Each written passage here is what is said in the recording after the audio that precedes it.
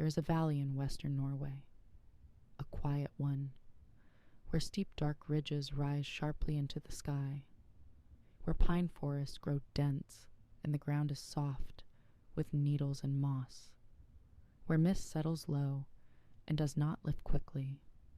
The air there holds a kind of stillness, a stillness that feels older than the land itself. The valley is called Isdalen. Some people call it Death Valley, not as a warning, not as a myth, just as something known, like a memory the landscape has chosen to keep. The valley has seen accidents, lost hikers, people who wandered too far into the ridges, stories that faded with time. But one story stayed.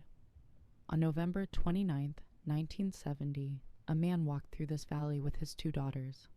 It was a cold day, thin winter light, the kind of afternoon where the world feels quiet without reason. They followed a narrow trail upward. The path was steep, the air thin. Their breath rose in pale shapes. They did not speak much. There was no need to. As they climbed, the trees thinned, the ground hardened. Stone replaced soil. The slope turned harsh beneath their feet. And then they saw her. A woman, lying on her back, on a patch of darkened rock, her clothes partly burned, her skin marked by fire, her body positioned with care, not fallen, not collapsed, placed. There was no purse, no wallet, no documents, no jewelry, no watch, nothing that could tell them who she was. The man left to get help. Police came from Bergen. They moved quietly through the scene. No raised voices, no hurried gestures, just slow observation. There was no lighter, no fuel, no matches, no clear source of the fire that had burned her, but the stone beneath her was scorched. Nearby they found small items, a plastic bottle, a half-melted spoon, fragments of clothing, a piece of paper with numbers written on it, a code, simple, precise, unexplained. There were no footsteps leading to her, and none leading away. The valley did not keep her arrival. The ground did not remember her. At the morgue, doctors studied her. Her fingerprints were taken, but the ridges were softened. Not scraped, not destroyed, just blurred, as if they had been slowly worn away. Her dental work was examined. High quality, carefully done, the kind used in several different countries, pointing to nowhere specific, and everywhere at once. Inside her stomach were sleeping pills, phenobarbital. In her blood the same, enough to quiet the world, not enough to end life alone. The investigation followed her movements, hotel registries, receipts, train times, fragments of presents. She had stayed in Bergen, also in Stavanger, also in Trondheim, often under different names, different nationalities, different handwriting, but always alone. She traveled with 2 suitcases. She carried a dark wig. She removed labels from her clothing. She spoke several languages, German, Flemish, French, but none of the accents ever settled. People remembered her, not for anything dramatic, but for her quietness. In Stavanger, she stayed near the train station. She walked in the evenings, slowly, without aim, without urgency, just movement through the cold air. In Bergen, she walked near the harbor. She watched the water for long stretches, not searching, not waiting, just watching, as if distance itself meant something to her. In one hotel room, she left a notepad. On it, numbers, the same style as the paper found beside her.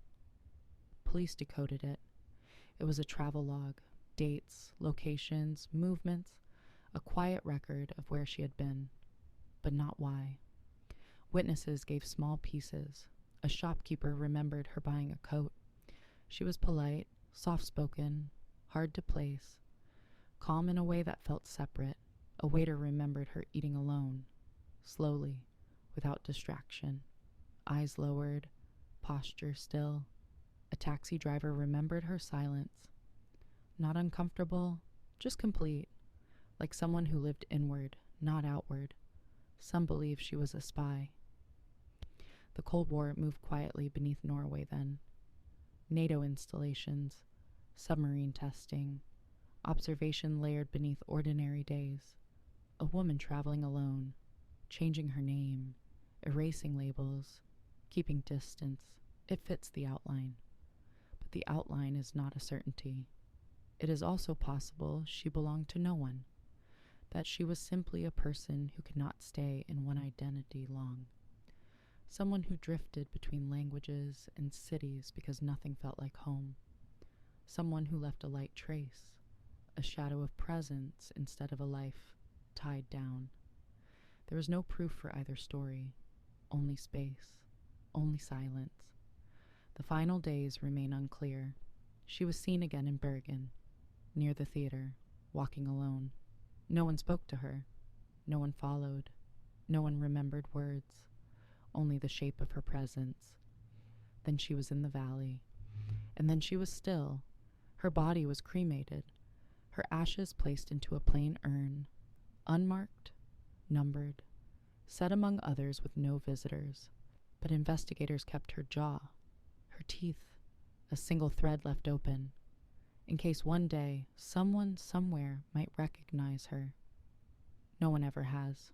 The valley remains the same, cold, quiet, a landscape where unanswered questions do not feel out of place. Her identity remains unknown. Her purpose remains unwritten. Her final steps remain unseen. Some stories do not conclude. They simply stop, and the silence that follows becomes part of them. The Isdal Woman, a presence without a name, a life that moved lightly through the world and then disappeared, leaving only stillness behind. Some stories leave only questions, and some questions remain.